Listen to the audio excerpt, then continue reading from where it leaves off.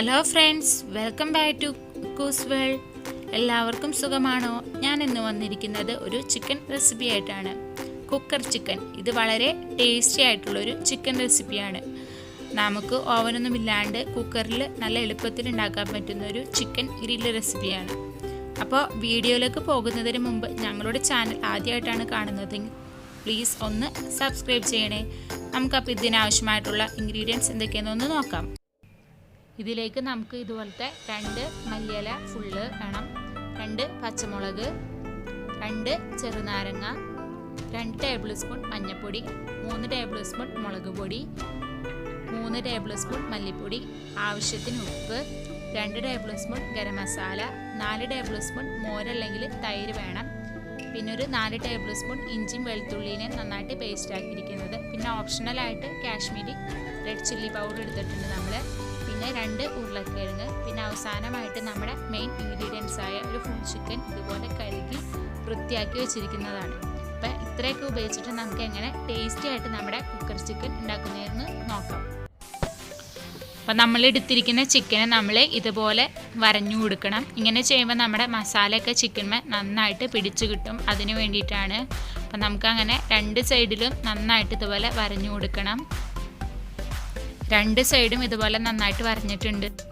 അടുത്തതായിട്ട് മസാല ഉണ്ടാക്കാൻ വേണ്ടിയിട്ട് നമ്മൾ 2 ടേബിൾ സ്പൂൺ ഉപ്പാണ് എടുത്തിരിക്കുന്നത്. ഇപ്പോൾ നിങ്ങളുടെ പാകത്തിനനുസരിച്ച് എടുത്താൽ മതി. ഇനി നമുക്കതിലേക്ക് 3 ടേബിൾ സ്പൂൺ മുളക് പൊടി ഇട്ട് കൊടുക്കണം. ഞാനിപ്പോൾ ഇവിടെ 2 ടേബിൾ സ്പൂൺ നമ്മുടെ സാദാ മുളക് പൊടിയും പിന്നെ 1 table spoon Kashmiri red chilli പൗഡറാണ് ഇട്ട് കൊടുക്കുന്നത്. അതധികം എരിവില്ലാത്തതാണ്, നല്ല കളറും കിട്ടും. അപ്പോൾ അതും നമ്മൾ 1 ടേബിൾ സ്പൂൺ ഇട്ട് കൊടുക്കുന്നുണ്ട്. അങ്ങനെ മൊത്തത്തിൽ 3 ടേബിൾ സ്പൂൺ മുളക് പൊടിയാണ് യൂസ് ചെയ്യുന്നത്. പിന്നെ അതിലേക്ക് നമ്മൾ 2 ടേബിൾ സ്പൂൺ മല്ലിപ്പൊടി ഇട്ട് കൊടുക്കുന്നുണ്ട്.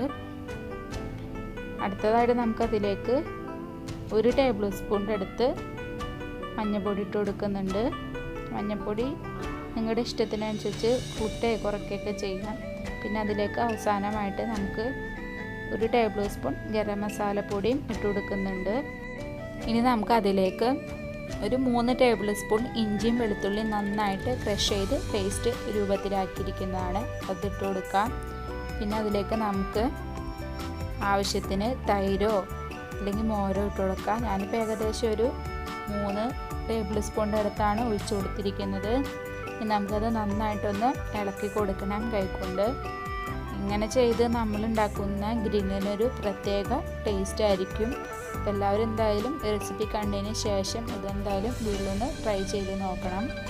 അടുത്തതായിട്ട് നമ്മൾ എടുത്തിരുന്ന നാരങ്ങേനെ കട്ട് ചെയ്ത് വെച്ചിട്ടുണ്ട്. അത് മൊത്തം ഇതിലേക്കൊന്ന് പിഴിഞ്ഞിട്ട് കൊടുക്കണം. ഇനി നമ്മൾ സെറ്റാക്കി വെച്ചിരുന്ന മസാല ചിക്കനുമേ നന്നായിട്ട് തേച്ച് പിടിപ്പിക്കണം. നമ്മൾ നേരത്തെ വരഞ്ഞിരുന്നിടത്തൊക്കെ നന്നായിട്ട് മസാല തേച്ച് പിടിപ്പിക്കണം. ഇങ്ങനെ ചെയ്യുമ്പോൾ ഒരു പ്രത്യേക ടേസ്റ്റാണ്.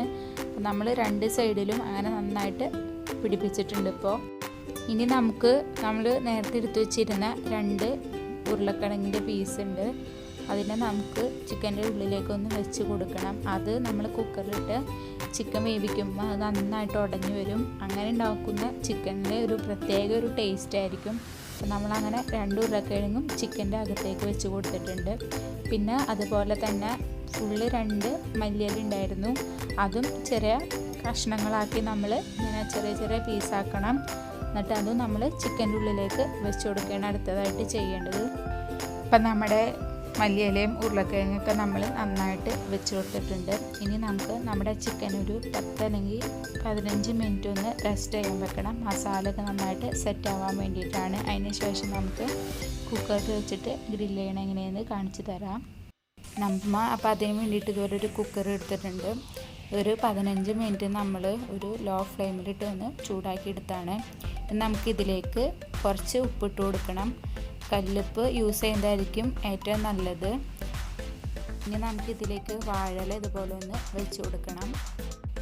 അതിന് ശേഷം നമുക്ക് ഇതിലേക്ക് ചിക്കൻ ഇതുപോലെ ഒന്ന് വെച്ച് കൊടുക്കണം. ചിക്കൻ വെച്ച് കൊടുത്തതിന് ശേഷം നമ്മൾ ഇതുപോലെ കുക്കർ ഒന്ന് മൂടണം. ഈ കുക്കറിൻ്റെ വാഷറും വിസിലും നമ്മൾ എടുത്ത് കളയണം. എന്നിട്ട് ഒരു ലോ ഫ്ലെയിമിൽ ഒരു 20 മിനിറ്റ് വേണം നമുക്കിതൊന്ന് കുക്ക് ചെയ്തെടുക്കാനായിട്ട്. അപ്പോൾ 20 മിനിറ്റ് കഴിഞ്ഞ് മൂടി തുറന്നപ്പോൾ ചിക്കൻ നന്നായിട്ട് ഗ്രില്ലായി വന്നിട്ടുണ്ട്. നമ്മൾ ഓവനിലൊക്കെ ഗ്രില്ലുണ്ടാക്കുന്ന പോലെ തന്നെയുണ്ട്. നമുക്കപ്പോൾ ഇതിനെ ഒരു സേവിങ് പ്ലേറ്റിലേക്ക് സേവ് ചെയ്യാം.